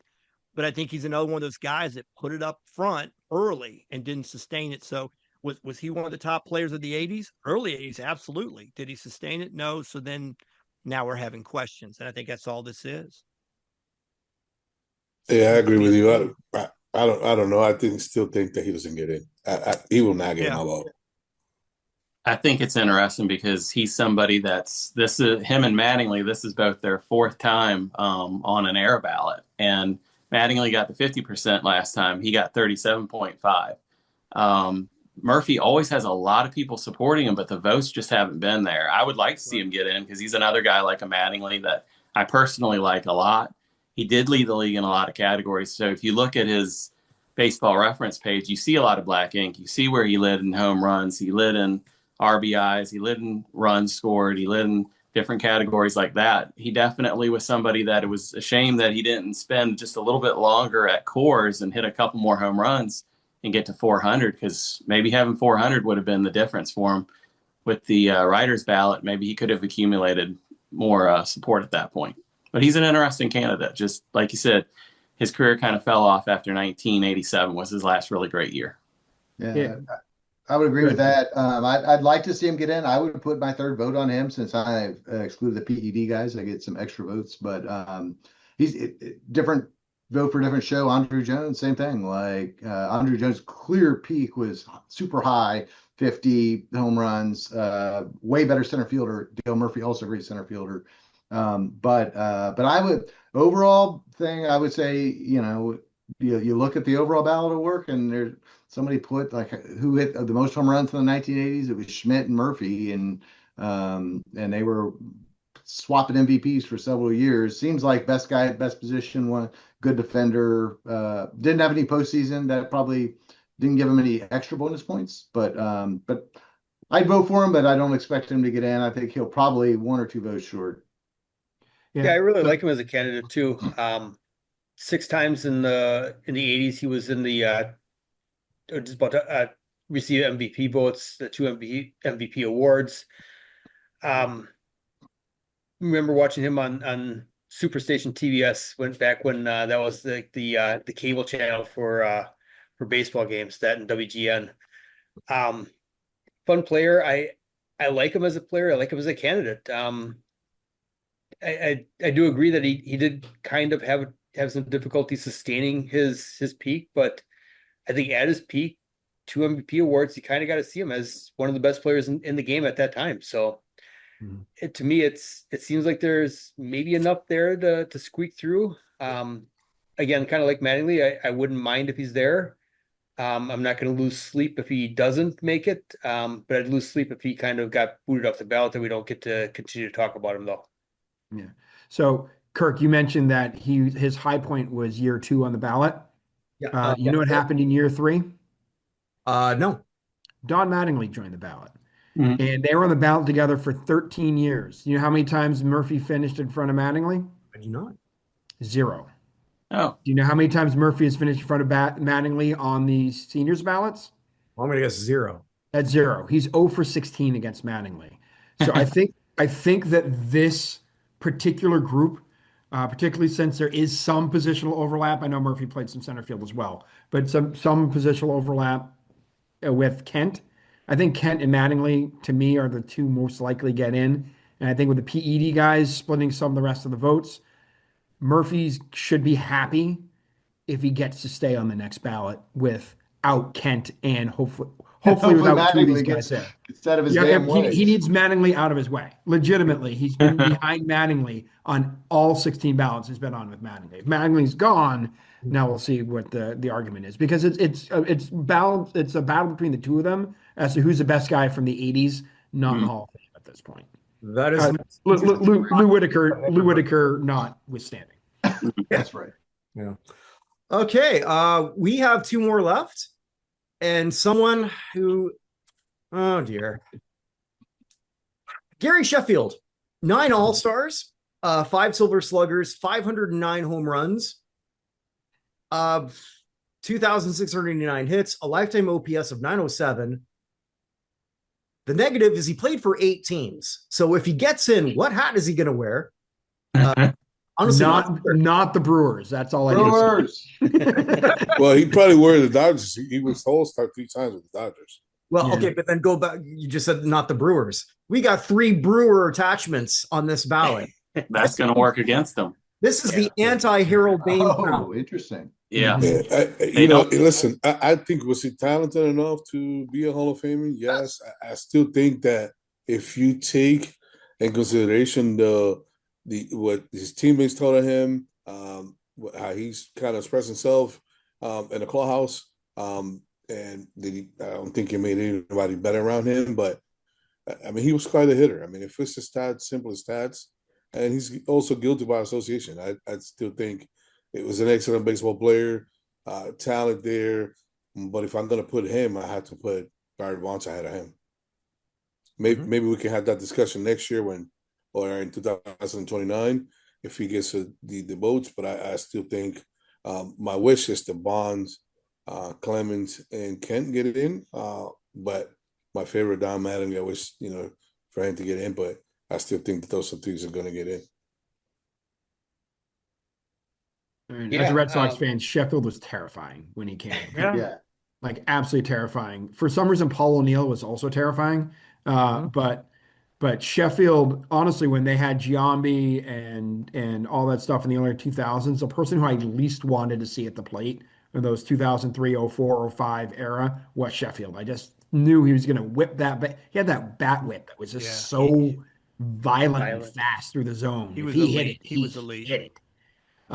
He was elite. He had a bat speed was elite. Yeah. But again, I mean, if we're gonna put a guy that had 509 home runs and RBIs and all that stuff that we talk about, and we're talking about character issues.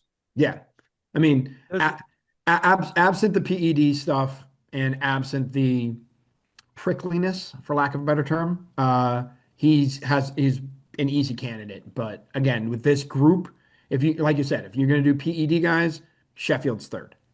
Don't you feel like, too, he becomes a little bit of – it's not like the Edgar Martinez, who's one of the greatest professional hitters of all time, but gets labeled the DH. But I think of Sheffield as a hired gun. Like, he doesn't have that – like the Al Kaline whole career in Detroit. And nobody does anymore, I get it. But what I'm saying is, do you really even think of him as a positional guy? He came up as a shortstop, played some third base, went to the outfield. I don't ever remember him being particularly elite. But what moved him around to all these teams is he could hit. So he wasn't, I mean, I know he DH some of the time. Don't we think of him as a hired gun hitter, right? Yes. Yeah. Does that hurt him? Because we don't think of him as a complete player. I'm just asking because I think it hurts him too because some of the places that he played, his reputation was sullied at different places. Like Milwaukee was where he had the most trouble. And this particular ballot has 3 people that have connection to the Brewers. This ballot, it's kind of like we don't want the PED guys, and while Sheffield has much looser ties to PEDs, we don't want Sheffield either. It's almost like it's designed to make sure he doesn't get votes. And Sheffield, at certain places, he was a great player and was fine in the clubhouse, like San Diego, Florida, LA, Atlanta. Other places like New York, not so much. The Brewers definitely trouble there. But with him, some of the stuff wasn't his fault too, because with San Diego, that was a team that went through a fire sale.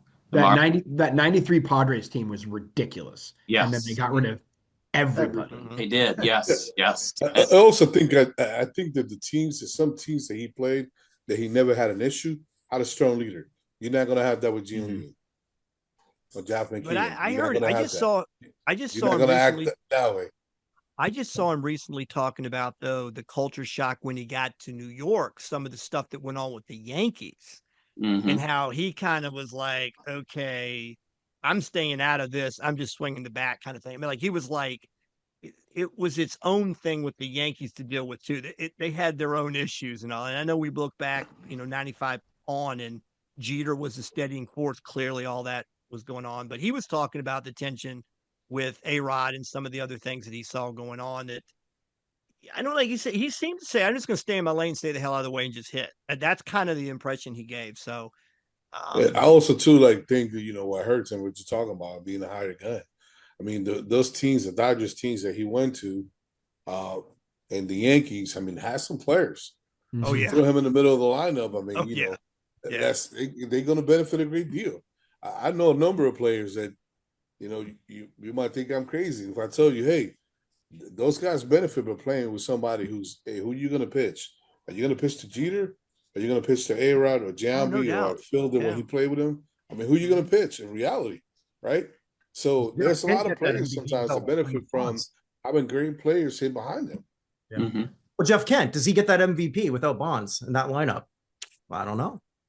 You still got to get, when you play in front of somebody like that, they're going to walk that guy. Yeah. You still got to produce. Sure. Just back to Tubbs' point, and I think we sort of looked at a lot of this, and I'm so glad that we found out who's actually the deciders on this, and I really wanted to here, I think moving forward, you can't have 3 voters out of a group of 16 with an association with essentially only one team. Mm-hmm. Don't never played anywhere else.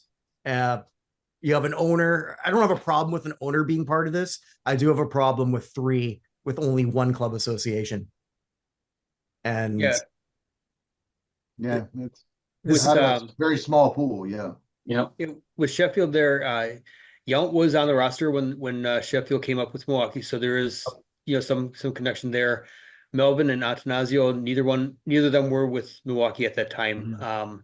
Different GM, different owner, but it's still the history of the team. And I get where you're coming from on that. But of those 3, I think Yount would be the one that would be able to bring the most as far as what kind of person he was to be around. And the other thing too, I mean, he came up as a 19-year-old kid with a chip on his shoulder and believing that he was the best player on the team. At that time, or was best player in the organization at that time.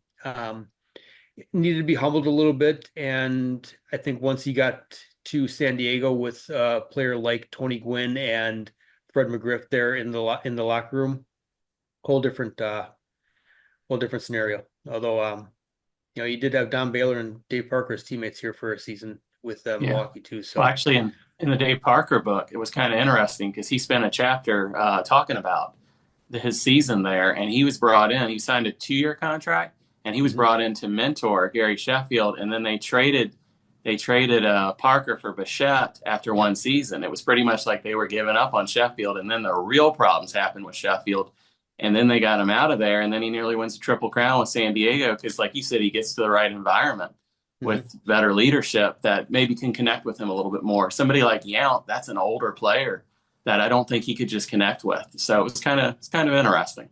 Sheffield's interesting to me. Mm-hmm. If you had a vote, would you vote for him? Yes, I would vote for him. Yeah. Okay. Well, that brings us to our final candidate. I think we can all agree statistically he's the weakest candidate.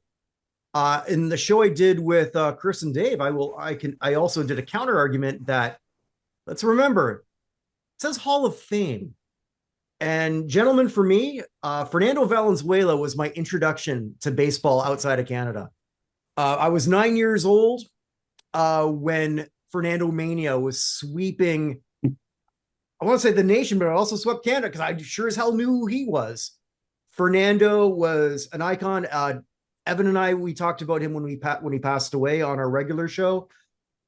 And from the first half of the 1980s, he wasn't just a name. He wasn't just, oh my God, I love this guy. He was goddamn good. Cy Young winner, World Series winner,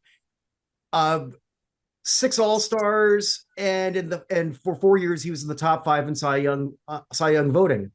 Held on a long time, so his overall record isn't great. From 87 on, he was average at best, mediocre at worst.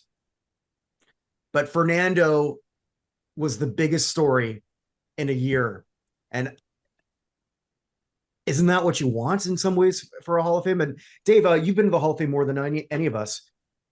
There's got to be a Fernando thing going on there, right? Like acknowledging, I think we mentioned this before, but I can't recall. Yeah, there's a lot of what you guys discuss is so what's behind me is the plaque gallery downstairs. Upstairs is all the exhibits, and the Fernando Mania, there's a Latin American exhibit that just embraces everything about him. Videos, his glove, all that stuff. Cereal boxes, everything you can imagine. So he's got a huge presence there. And of course, his personality was larger than life. He had what we talked about earlier, the early career success followed by later in the career. It's interesting. He's the only pitcher on the ballot. We've been talking about hitters and middle of the lineup and this many home runs and that many averages and this OPS. There's not a lot of, the pitcher is starting to get a little barren in terms of who might be Hall of Famers because we don't know how to measure 300 wins versus the current crop. We don't know how to measure ERAs that pushed 4 in an era where there was some Bonds and Sheffields and some guys and McGuire's hitting a lot of home runs. I like the candidacy. Again, it'd be really, really fun to have his plaque there, but in fairness to some other pitchers of the era, I think you probably have to leave him out. But like you said, Kirk, what an era! What 1981 through all that stuff, even no hitters later in his career. One of the great players of the game to recognize. But that doesn't mean he needs a plaque.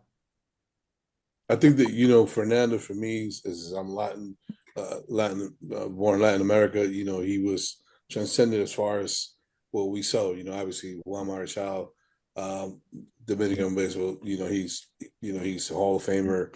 And he's going to be one of the people in the community. But Fernando was just different. He was I saw Marichal pitch on TV. He actually was a buddy of my dad. Play a lot of cards in Dominican Republic with my pops, but I still think 173 wins. One thing to point out too, Ron Peronowski and those guys in the Dodgers staff, man, they used to run those pitchers down to the ground. I told you because I have personal experience with Ramon Martinez, which is Pedro Martinez's brother. Also, Jesus Martinez was just the only left-hander out of the Martinez brother. Those guys were literally in the first week of March in the spring training was pitching 8 innings. Fernando, if you look at his stats, the first 3 seasons, with the complete games that he had and how much he pitched in those first 3 years, they really didn't take care of those pitchers. Now in today's game, you have an entire staff that you might have a rotation of 6 guys, and majority of the starters right now, they average about 5.7 innings, and they're done. An excellent player, I think the transcendent player, but at the end of the day, man, 173 wins, and the last 7 or 8 years of his career, he was at one point in time, he was a guy coming out of the bullpen, right? So I would have loved it would have been a nice dream, but I would have not voted for Fernando. I don't know if it's the right comp, but it's one of those things when we're talking about the longevity and the rest.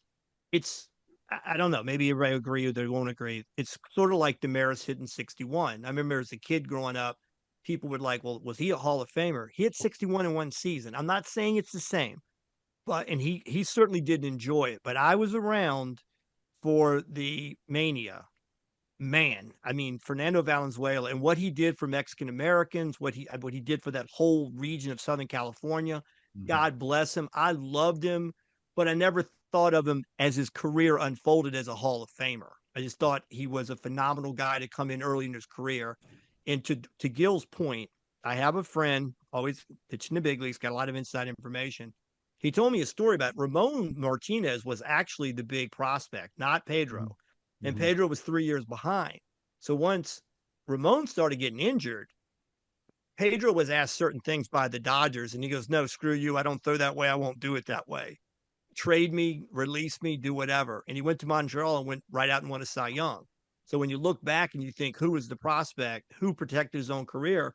But the friend that told me the story was like, Pedro saw what happened to his brother. It's like, you're not doing that to me too. And then look what happens. He goes on to be, and talking about ERAs at different eras, when he's throwing up 1.74s in a 4.5 ERA steroid era, Pedro's one of the greatest pitchers of all time.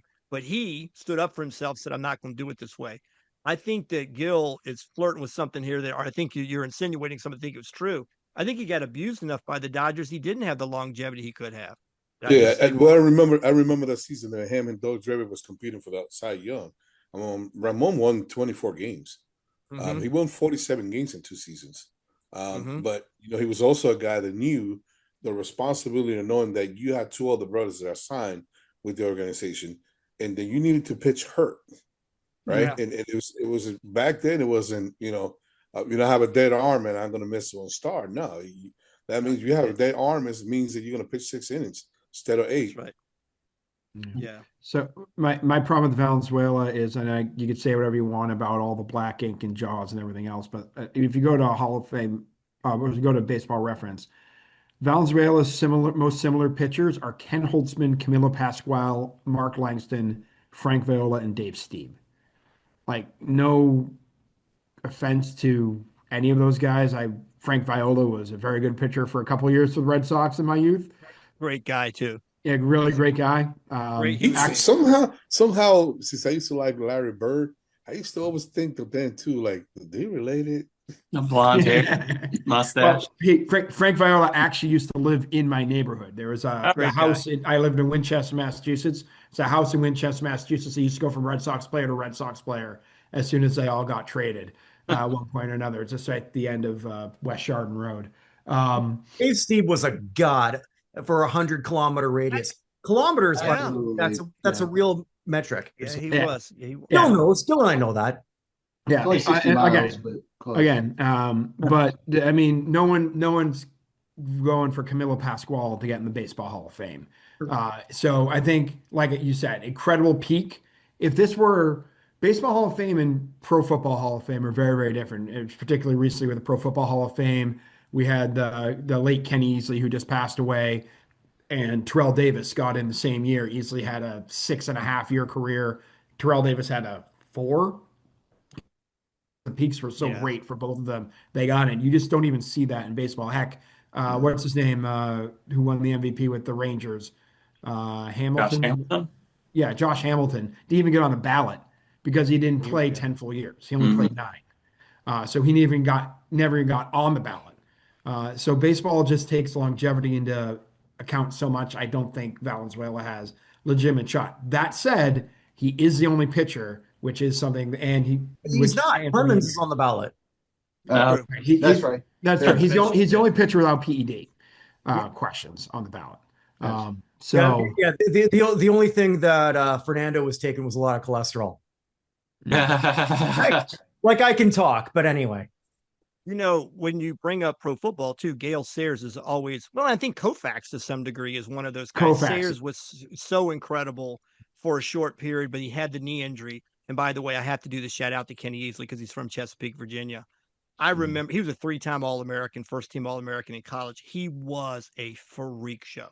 He was 4th overall pick, but when you go back and watch the film, I think he's kind of in that Gale Sayers thing where the impact was so great.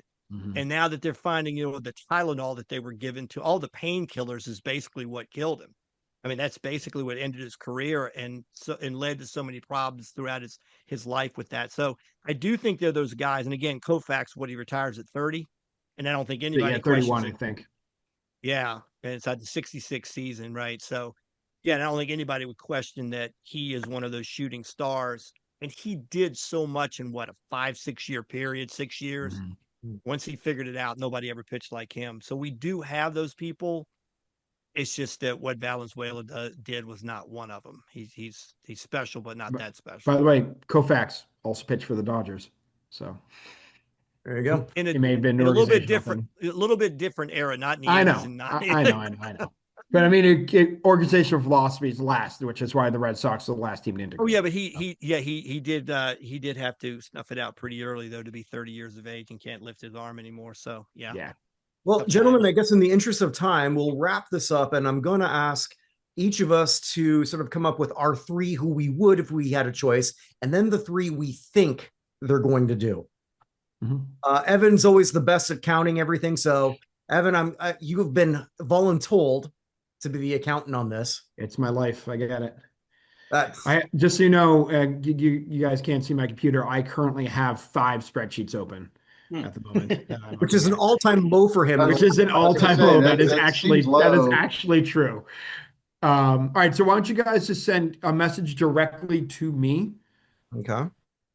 On the chat. So if you go to the chat function, just send me a message with your 3 guys, and then I'll give the compilation, and then we can talk about it afterwards. So we'll do a secret ballot, and then we can talk. If you want to give, hey, these are 3 guys to vote for, that's fine. I just want everyone's votes without anyone else. Put on damn glasses. So we're saying who we would vote for, not who we think we're going to get in. Yeah, so both. The first one we'll do first. Everyone just tell me who you would vote for. Once that's compiled, we'll do a second one where we'll do who we think's getting in. Screw it. I'll just put it through the whole thing. Okay. Well, I guess we're not doing that secret, but you can still compile it. You're the only one who's going to count. Yeah, well, I have some that are coming through the other way. So, all right, so we have this one is So the first one you said is the people that we want to get in. The people who you would vote for, yeah. People I would vote for. Okay. If you were on the committee, who would you put in your 3 spots? So you may not think Bonds will get in, but you're. Yeah, we're gonna do that after.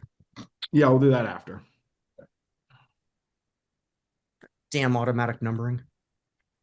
I've never felt so old since I put these glasses on, or as I like to call them, the glasses that make it sure that no other woman will find me attractive. Must be why my wife bought them.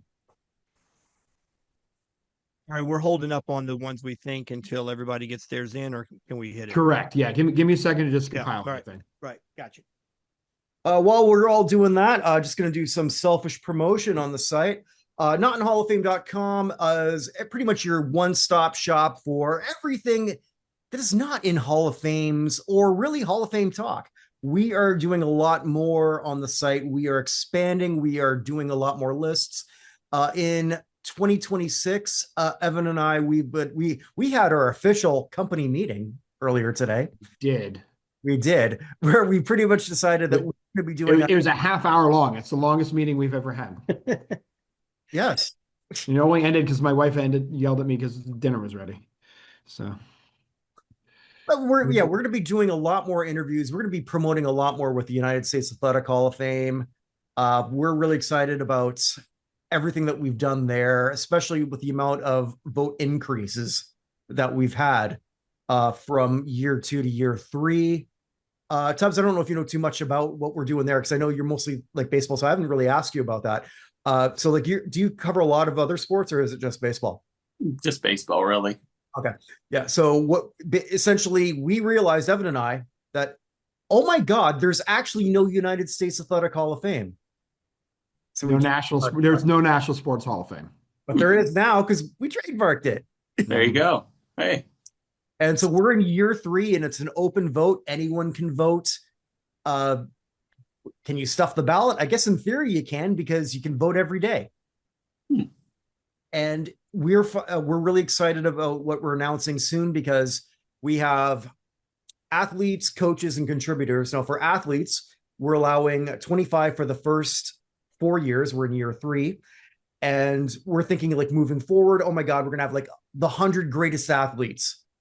To qualify, obviously you have to be A, American, B, an athlete, and C, over 50 or 50 or over.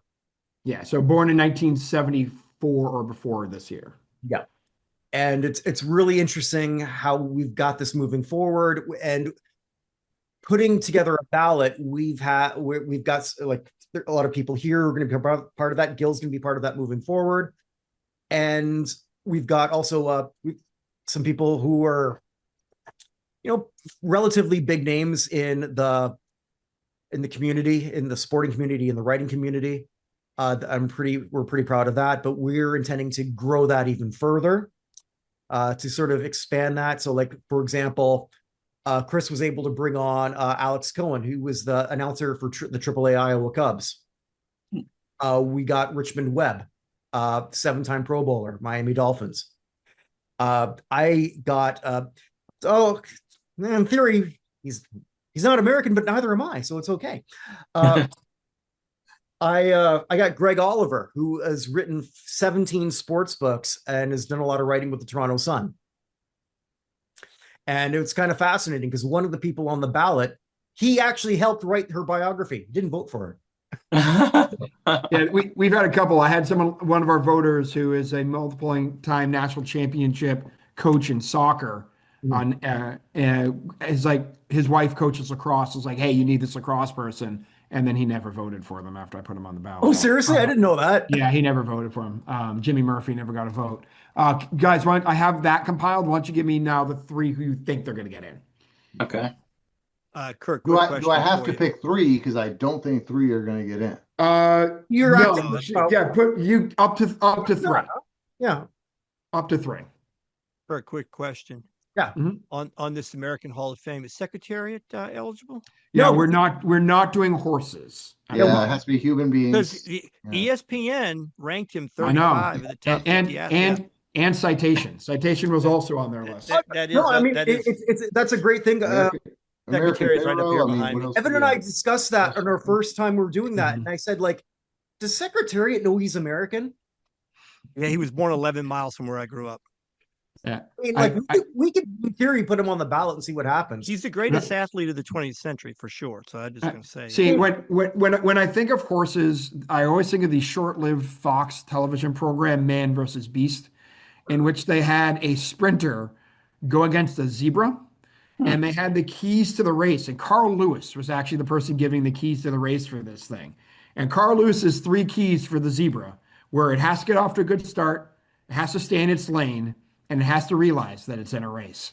Yeah, the last. The zebra won that race, by the way, in case you're wondering. So the zebra followed those 3 instructions. Yeah. So, right. So last I heard, the Braves, the Flash, is that the guy that race people? That job is up for grabs. Yeah. Yeah, they posted a job rec for, looking for mid-inning entertainment, somebody very fast at track that willing to wear a tight suit and race people or something. Carl Lewis. Yeah, in his day. Oh, okay. I was asking one of my good friends to actually come on, but he couldn't make it. So my shout out to my friend Dave Johnson. We're finally going to get this off the ground in January. It's the new show called When Athletes Sing, and we're going to look at all videos by athletes. And just the worst idea ever, Kirk. It's the best idea ever. But if Carl Lewis is singing is involved, then I know where you're coming from. He had an album. Unfortunately, it wasn't released. It escaped. Oh. All right. The only 2 I don't have stuff for on this is Chris Mouradian and Tubbs. Did you send them and I missed it?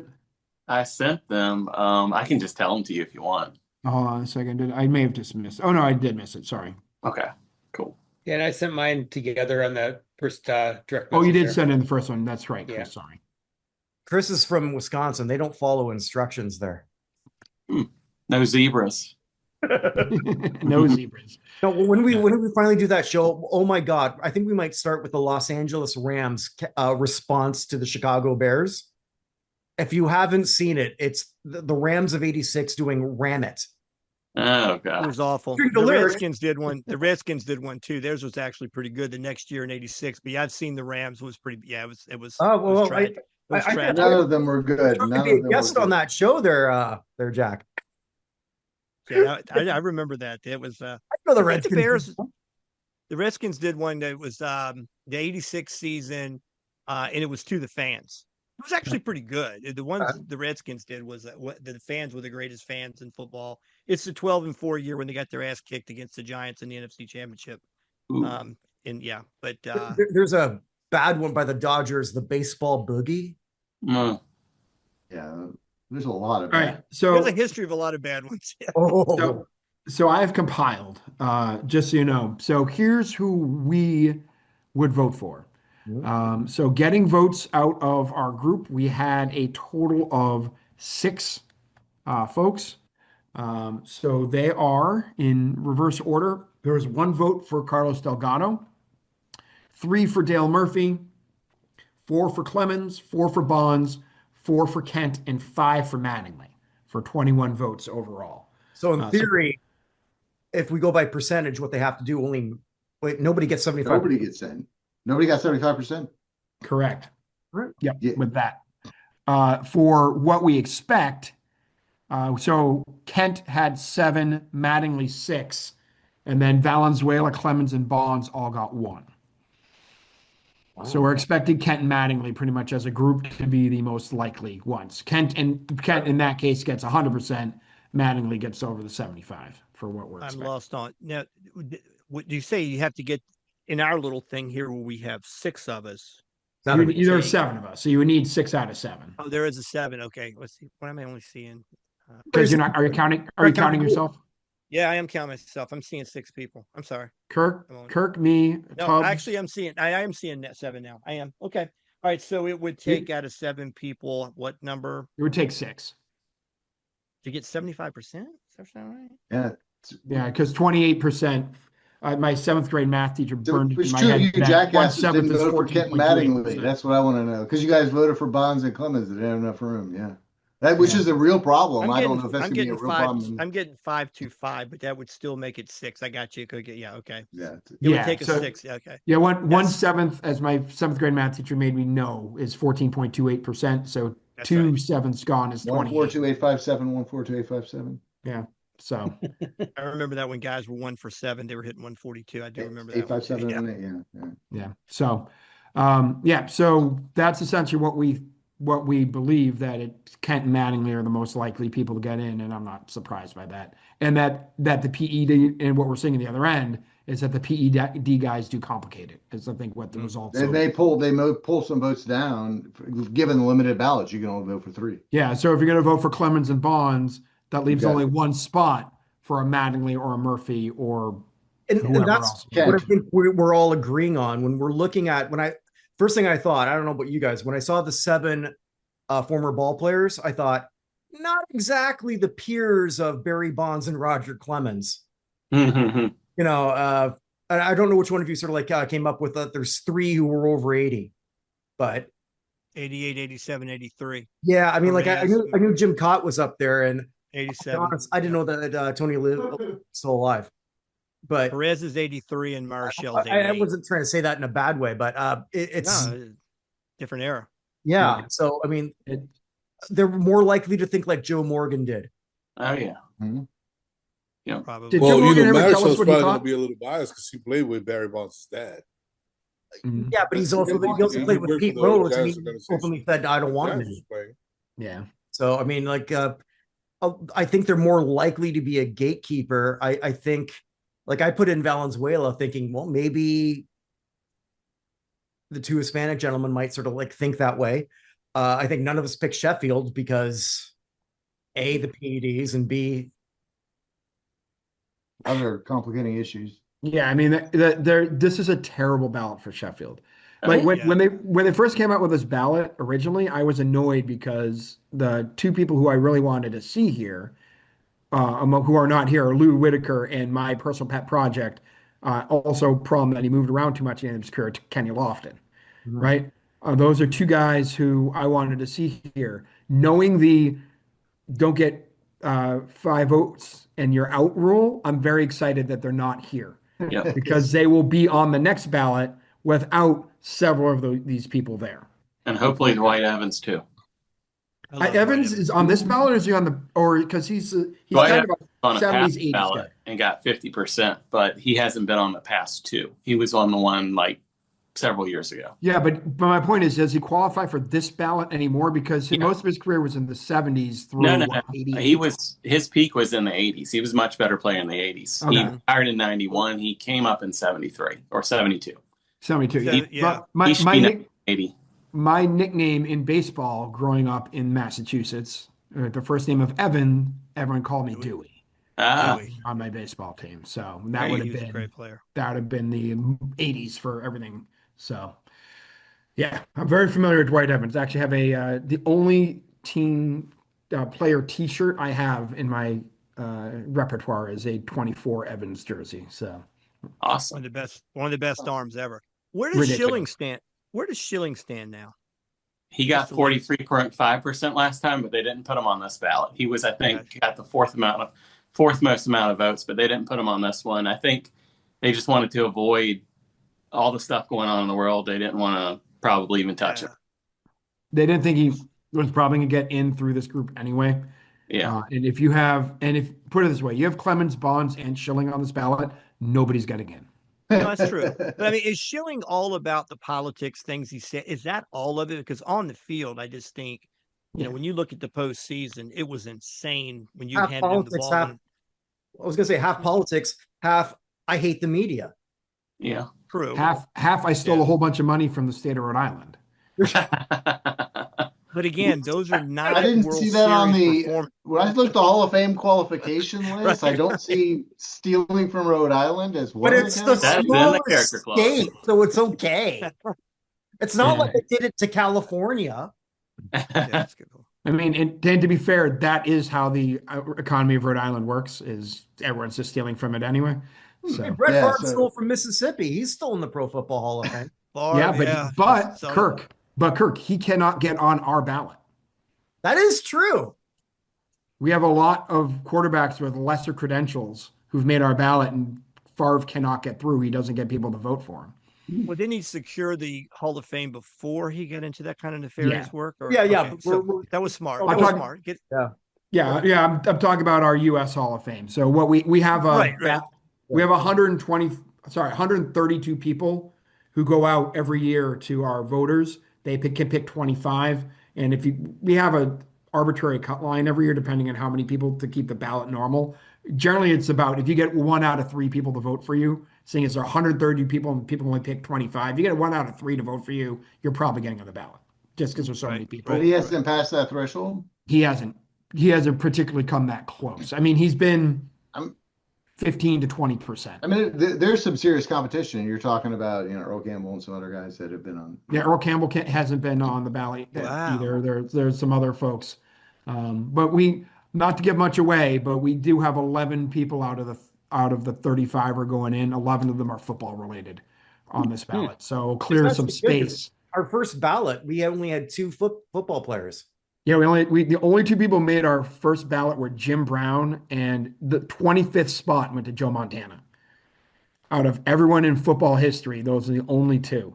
Going Jim into Brown, this, we knew was a lock, but I don't know that gun to our head. Okay, who's going to be the second NFL player to get through? Joe Montana.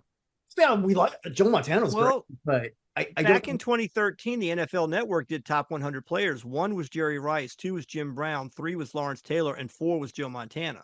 well, put it this way: both Rice and Taylor and Sweetness and Barry Sanders, and they're all still on our ballot going into the results, which I'm not giving away. Just But saying, Montana and Brown being mentioned together, I could definitely see if you have people of a certain age. Yeah, if you have people of a certain age, they're going to say that. Yeah, but I don't really know. Our first ballot was incredibly baseball heavy, like exceedingly baseball heavy. But then again, there's some people like Mickey Mantle still sitting on our ballot and hasn't really come close yet. Wow. So, there's something we'll be talking about tomorrow regarding a certain league that no longer exists. We'll be inducting someone from that, and will blow your mind. Yeah. Who is and who isn't? I don't. Yeah, put it this way: we're having our first career Negro leaguer who's going to get in. And I didn't want to say the league, but okay. All right. So nobody cares about the federal league, Kirk. But we have our first Negro leaguer the coming. American League, the National League, the Negro Leagues, the Federal League, Smithers. We're gonna find the. Yeah, if you gave me 10 guesses, this would not have been one of the 10. But they're the first one in. So yeah, it's crazy. It's the vote, like I said, it's our Hall of Fame we put out there, but it's done by the public. So we have no control. Put it this way, one of the coaches getting in is one of my least favorite people on the planet. And they were the top coach vote getter this time around. So you just never know. Tune in tomorrow, baby. Tune in tomorrow. Yeah, when we get everything up and going. So because like I was telling Evan earlier, if I had as much power as I'd like to think I have, Cammy Granado would have been on this ballot.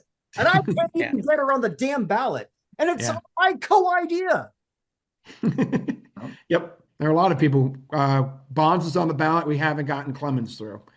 Clemens almost fell off the ballot altogether. The first year, I was the only person on the nominating committee to vote for him. Yeah, because we had the 0 rule in effect that we're just we still have 0 rule in effect. If you don't get 0 votes from the people on the ballot, we just take you off and put other people there.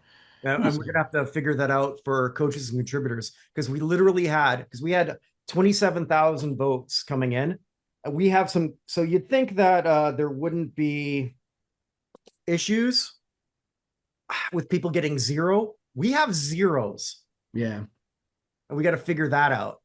Yeah, it's kind of crazy. We have like 17 coaches who didn't get a single vote. But anywho, gentlemen, this brings us to a close. I also just got a message from the wife who just said, "Get me from work," which means I got to get back. So as I always close off, wherever you are, wherever you may be, make today count because it never comes again. Take care, everybody. So yeah. Thank you all. Yeah. Thank you, guys. Thank you. No, seriously.